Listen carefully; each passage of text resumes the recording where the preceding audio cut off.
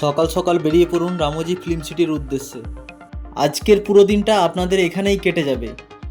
হায়দ্রাবাদ ট্যুরের মেন আকর্ষণীয় জায়গাগুলোর মধ্যে একটা হচ্ছে এই Ramoji film city. Secunderabad station থেকে যার দূরত্ব 35 কিলোমিটার।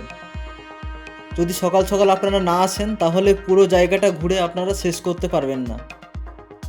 রামোজি ফিল্ম সিটির বাইরে রয়েছে বিশাল পার্কিং এরিয়া। এখানে আপনারা 2 হুইলার 4 হুইলার সব অনায়াসেই পার্কিং করতে পারেন, অতএব পার্কিং নিয়ে কোনো আপনাদের সমস্যা নেই। এবার আসি টিকিট মূল্যের দিকে। টিকিটের বিভিন্ন ভাগ রয়েছে এখানে।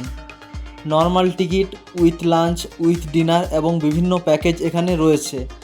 আমি এখানে স্ক্রিনশট দিয়ে দিয়েছি, আপনারা দেখে নিতে পারেন। বাচ্চাদের ক্ষেত্রে কোন বাচ্চার টিকিট লাগবে আর কোন বাচ্চার লাগবে না সেটা এখানে হাইট অনুপাতে নির্ধারণ করা হয়। 33 ইঞ্চির নিচে হাইটের বাচ্চাদের টিকিট লাগে না। 33 থেকে 54 ইঞ্চির বাচ্চাদের চাইল্ড টিকিট এবং 54 থেকে বড় যে বাচ্চাদের হাইট তাদেরকে অ্যাডাল্ট হিসাবে টিকিট লাগবে এখানে।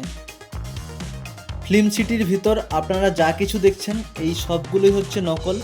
কোনো না কোনো সিনেমা তৈরির জন্য এগুলো ব্যবহার করা হয়েছে। এই যে জেলটা দেখছেন এটাও নকল। আর এইখানে বিদেশি যে সিটি হয় সেই সিটির আদলে তৈরি করা হয়েছে বিভিন্ন বিল্ডিং। একটা দিন খুব হেসে খেলে এবং এনজয় করে কাটানোর মতো জায়গা হচ্ছে এই ফিল্ম সিটি। কখন সকাল থেকে রাত হয়ে যাবে আপনারা বুঝতেই পারবেন না। বাহুবলী সিনেমার মতো বিখ্যাত স্টুডিও সেটআপ যখন আপনারা এখানে দেখবেন তখন আপনাদের মনটা আনন্দে ভরে যাবে। ছবি তুলতে তুলতে কখন এই 8-9 ঘন্টা পেরিয়ে যাবে আপনি বুঝতেও পারবেন না। তো বন্ধুরা, এই ছিল আজকের ভিডিওটা ভালো লাগলে আমার চ্যানেলটাকে সাবস্ক্রাইব করে রাখুন এবং বেল আইকনটি প্রেস করে রাখুন যাতে আমি ভিডিও ছাড়ার সঙ্গে সঙ্গে আমার সমস্ত ভিডিও আপনাদের কাছে পৌঁছে যায়।